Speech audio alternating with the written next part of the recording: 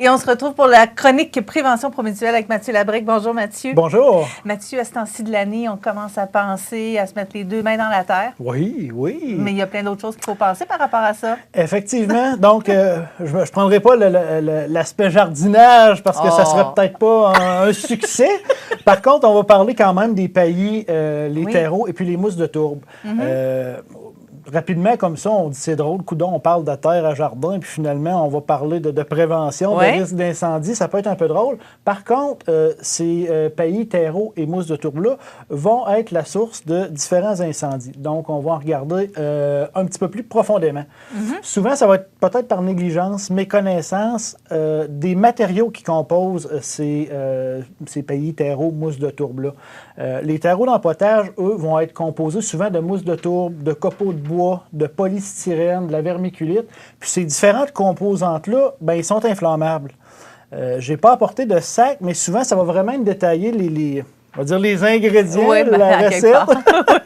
La recette du terreau, parce que souvent, bon, on va aller en magasin, il y a certaines poches, oui, qu'on va prendre, c'est plus de la terre noire, du fumier, ces différentes choses-là. Mais si on tombe dans les différents composts ou, j'ai un exemple, de la terre à cactus, on voit la poche, on la prend dans nos mains, puis finalement, on dit « Oh, c'est léger, ça ». Donc, à ce moment-là, il faut penser qu'il y a différents matériaux qui vont composer ces terreaux-là. Mais c'est bien que tu nous fasses le rappel parce qu'effectivement, en fin de semaine, moi, je me suis rendue au Centre Jardin puis j'ai commandé mes sacs de terre qui ont été livrés. Okay. Fait que là, j'en ai une vingtaine en avant de la maison, donc ils ont un danger quand même. Il faut faire attention, surtout si ça devient chaud à l'extérieur et sec, j'imagine. Effectivement. Ce qu'on va lire souvent en arrière, justement, de ces paquets-là, si on lit les petits caractères, ça va être marqué, justement, de ne pas les placer proche d'une source de chaleur. Donc, voilà, c'est un bon réflexe. Alors là, c'est ça, parce que ces matières-là peuvent être inflammables. Ces matières-là, en fin de compte, qui vont être à l'intérieur, normalement, ça va être pour retenir l'eau. Justement, garder le sol humide. Par contre, lorsque ça devient très sec, à ce moment-là, ça devient plus inflammable. Rapidement, des cas qu'on peut voir, j'avais un exemple ici où est-ce que les pompiers avaient été appelés à 4 heures du matin, un brasier qui faisait rage au deuxième étage d'un édifice. En fait, le début d'incendie avait cassé les fenêtres de la maison. Le feu s'était propagé à l'intérieur. OK, c'était quand même une bonne propagation. C'était quand même un gros incendie. Et puis, la source de tout ça, c'était une cigarette qui avait été écrasée dans un pot à fleurs. Simplement. On a vu ça souvent. On a vu ça souvent, c'est ce que j'étais pour dire. C'est pas des folies ou des inventions. C'est pas une anecdote, c'est quelque chose qu'on a vu de façon régulière. Effectivement, donc c'est des choses. Puis au niveau juste pour un petit rappel aussi, on se rappelle, bon, en 2020, je pense de mémoire, Rivière-Ouelle, Tourbière-Lambert, encore là, un exemple de mousse de tourbe, justement, un incendie où est-ce que la SOPFA avait dépêché, bon, aux alentours de 200 pompiers, des pompiers municipaux. Il y avait même des agriculteurs là, qui faisaient les ravitaillements en eau, qui allaient étendre de l'eau justement dans ces tourbières-là, parce que c'est un type d'incendie qui est très difficile à éteindre. Encore là, on parle de mousse de tourbe, on pourrait dire, bien finalement, coudonc, c'est de la terre, c'est d'un champ. C'est ça, c'est humide, il y a de l'eau, on y pense pas. Hein? On y pense pas, mais c'est quand même, justement, quand même dangereux. Donc, au niveau des causes d'incendie, principale raison, comme mon exemple, utilisation d'un pot à fleurs comme cendrier. Oui, je vais en parler pour nos résidences, mais ceux qui sont propriétaires de commerce aussi, souvent, il va y avoir des beaux arrangements fleuraux. Bon, justement, les commerces vont décorer.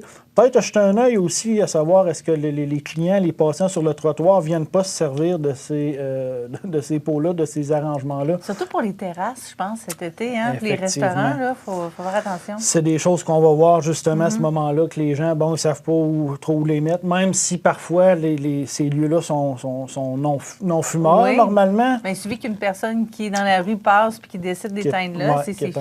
Comment il va penser qu'il va éteindre, mais finalement, bon, ça peut créer des problèmes aussi. On peut parler aussi comme deuxième cause, deuxième raison, la combustion spontanée.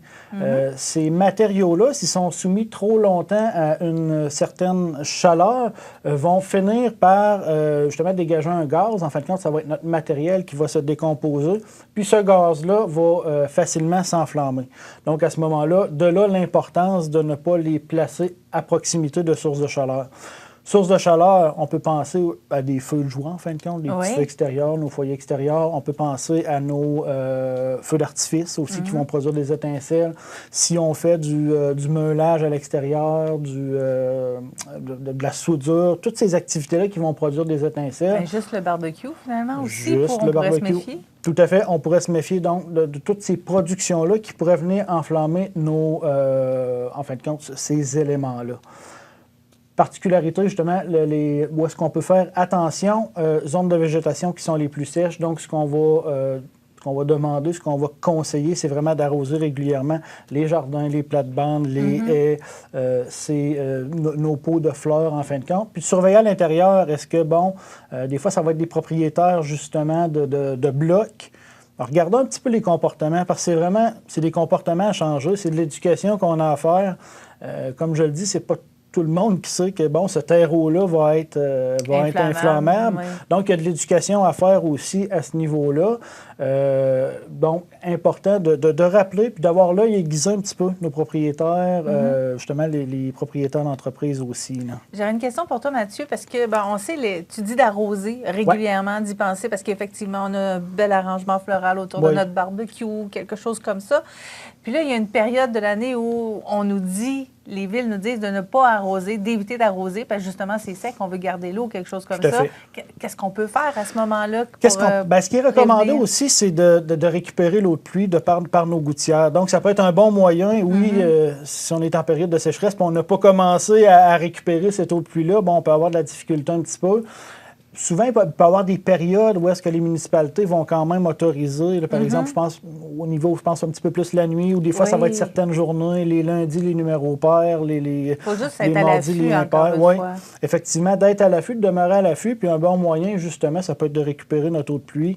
Je sais que souvent, parfois, les municipalités, les MRC vont même jusqu'à financer une partie de ces bidons-là. Il y a eu des programmes à un moment, je ne sais pas s'il y en a encore un présentement, mais ça vaudrait peut-être la peine là, aujourd'hui, de commencer à y penser, parce que c'est au début, justement, de cette période-là qu'on peut avoir plus de pluie, puis on peut commencer à emmagasiner. Début de la saison, puis c'est intéressant, c'est quelque chose qui va nous rester, qui est durable, puis en même temps, c'est bon pour nos jardins, nos plates-bandes, puis un petit peu tout. Je vous dirais même, si on fait un feu extérieur, on dit toujours d'avoir une source d'eau à proximité. Oui. Encore là, si on a notre baril d'eau de pluie qui est à proximité, on est correct. Parfait. Donc, au niveau maintenant de privilégier aussi les pots en argile, donc des pots qui sont incombustibles, si on veut, puis ces pots-là vont retenir un petit peu plus l'humidité que des pots en plastique, par exemple. Ils sont beaux, les pots en plastique, mais... Effectivement, ils peuvent avoir des il y a un petit mais à ce moment-là. On va dire aussi d'éloigner nos potées de terreau, nos pots ou nos sacs restants de terreau, de tous les matériels, de toutes les étincelles ou les sources de chaleur qu'ils pourraient avoir, un petit peu comme l'exemple que tu disais au début, justement, de les mettre un petit peu plus loin de ces sources de chaleur-là. Puis de continuer justement à observer le comportement de ceux qui nous entourent, à savoir est-ce que c'est vraiment utilisé comme ça. Là, pour avoir vu des terrasses parfois, à ville, en tout cas à Québec ou plus en ville un petit peu, où est-ce qu'il y a beaucoup de passants, à ce moment-là, ça arrive souvent là, que c'est utilisé comme les gens ne veulent pas le jeter par terre, pensent peut-être bien faire en les mettant justement là, mais finalement, peut causer d'autres problèmes à ce niveau-là. De toute façon, ça ne nourrit pas les plantes. Non, ça ne les aide pas. C'est pas un engrais. c'est pas un engrais. Voilà. L'engrais, on va garder ça pour dans un autre chronique, parce qu'il peut y avoir des problèmes aussi au niveau des engrais. Mais justement, les mégots de cigarettes, à ce moment-là, ce qu'on va conseiller, parce que même les cigarettes, justement, souvent, on va avoir des incendies, justement, causés par des cigarettes, comme l'exemple que je donnais au départ. Souvent, ces cigarettes-là vont être placées justement dans des contenants, peut-être des contenants qui vont être inflammables, ou ce contenant-là ne sera pas vidé régulièrement. Donc, peut s'en suivre. Souvent, les gens vont le mettre près de la résidence, près du revêtement extérieur, qui, par exemple, pourrait être en plastique. À un moment donné, tous ces mégots-là peuvent s'enflammer, puis causer des débuts d'incendie. Donc, c'est des choses qu'on va voir aussi d'incendie de contenants de mégots de cigarettes. Trop près d'un revêtement extérieur va causer un début d'incendie aussi. Donc, au niveau de nos mégots de cigarettes, nos cendriers, faire attention où est-ce qu'ils sont placés, parce qu'un mégot de cigarette peut se consumer pendant 3 heures, qu'on va dire. Donc, à ce moment-là... On ne passerait pas, on pense qu'on l'a éteint, c'est correct, mais... Il peut rester, il n'y a pas besoin de grand-chose, justement. Puis, un petit peu comme l'exemple que je donnais au départ, le feu, les pompiers ont été appelés à 4 heures du matin. Donc, on peut supposer justement que... ça faisait longtemps que ça se travaillait. C'est ça, ça a pris le temps de se consumer un petit peu. Oui.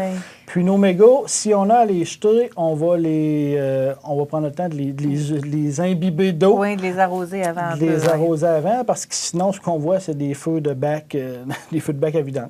Donc, il y a toujours une suite de... C'est sûr que je parle toujours en prévention, mais ces événements-là, ces petits comportements-là, parce que souvent, on va dire, la prévention, ça coûte cher, il faut acheter. Mais là, aujourd'hui, on a juste parlé pratiquement de comportements, justement, à modifier, à adopter, puis de sensibilisation à faire auprès des gens. Puis, je voulais faire juste une petite parenthèse en même temps. On parle de nos mégots de cigarettes, d'attendre avant les jeter. Même chose pour nos cendres, en fin de compte. Barbecue au charbon vont... Les petits foyers. Les petits foyers aussi. Des fois, les gens vont être trop pressés un petit peu de les jeter ou de s'en débarrasser dans les bacs, justement. On va les mettre dans les bacs, soit dans les bacs bruns, même des fois, où est-ce qu'il va y avoir des feuilles, des branches, ou dans les bacs verts avec les autres. Là, c'est un foyer d'incendie qui s'allume automatiquement. Mathieu, tu avais déjà parlé de mettre ça dans une poubelle en métal. Effectivement, poubelle de métal. Un petit peu, en fait, quand c'est le même exemple que nos cendres d'appareils de chauffage l'hiver. Donc, ce qu'on va conseiller, c'est de les mettre dans un récipient en métal à fond surélevé avec un couvercle, justement, parce que pour pas, si le vent prend, pour pas que les tisons soient emportés. Donc, s'assurer de les mettre à l'intérieur, puis de ne pas être pressé pour les jeter, en fin de compte. Souvent, ce qu'on va recommander pour l'hiver, pour nos cendres, ça va être d'en avoir 2 contenants. Donc, à la limite, il y en a un qui est plein, on le sort à l'extérieur, on le laisse patienter, puis quand l'autre est plein, justement, on interchange à ce moment-là. Fait que nos cendres ont vraiment eu le temps de se consumer, ces tisons-là. C'est sûr que l'hiver, il y a le choc du froid quand on le met dehors. Donc, on est un petit peu plus certain pour l'été. L'été, c'est justement, on est mieux peut-être d'attendre un petit peu plus que moins. Puis l'hiver, on peut le voir, des fois, on pense que nos cendres sont éteintes, qu'il n'y a pas de tisons à l'intérieur. Donc, on va placer notre chaudière un petit peu plus loin. Souvent, il va y avoir de la neige. Puis si on sort à l'extérieur le lendemain, notre chaudière va avoir descendu, va avoir calé, la neige autour va avoir fondu. Ça veut dire que c'est plus chaud qu'on pensait. Effectivement, c'est un bon truc pour voir, là, finalement, ça aurait pu causer des problématiques de ce côté-là. Puis aussi, dernier petit conseil, briquet, allumettes, on laisse ça justement pas à portée des enfants de ce côté-là. Petite parenthèse, là, le beau temps semble vouloir tranquillement s'installer. Peut-être quelques belles journées qui s'en viennent. Nos feux dans nos foyers extérieurs. Donc, on se rappelle encore là des consignes de sécurité à respecter. Oui. On a toujours de l'eau à proximité. On peut avoir des outils. Notre feu va être sur la surveillance d'un adulte en tout temps, justement, pour qu'il soit capable d'intervenir, justement, si jamais il y a un incendie qui est en train de progresser ou si on perd le contrôle un petit peu de notre feu. Ce qu'on peut faire aussi, c'est s'assurer d'avoir un appareil qui est conforme selon notre réglementation municipale. Souvent, ça va être justement un appareil avec, si on veut, un grillage qui va éviter que les tisons sortent à l'extérieur. Mais de vérifier avec la municipalité avant, il peut y avoir des réglementations municipales qui sont plus restrictives. Donc, on s'assure de bien faire les choses la première fois. Puis, utilisation des feux d'artifice, ça va commencer aussi tranquillement. On va refaire une chronique là, un petit peu plus tard là-dessus, aux alentours de la Saint-Jean-Baptiste, là, que ça devient plus populaire, Fête du Canada. Les balles de finissant. Les balles de finissant. Donc, à ce moment-là, il y a des consignes de sécurité pour ces items-là. Mais pour l'instant, on pourrait dire de lire l'effet qui est sur notre feu d'artifice, sur notre appareil, puis on ne se trompe pas de ce côté-là. Merci beaucoup, Mathieu. Merci. On se retrouve dans 2 semaines. Tout à fait. Pour une autre chronique Prévention promutuelle.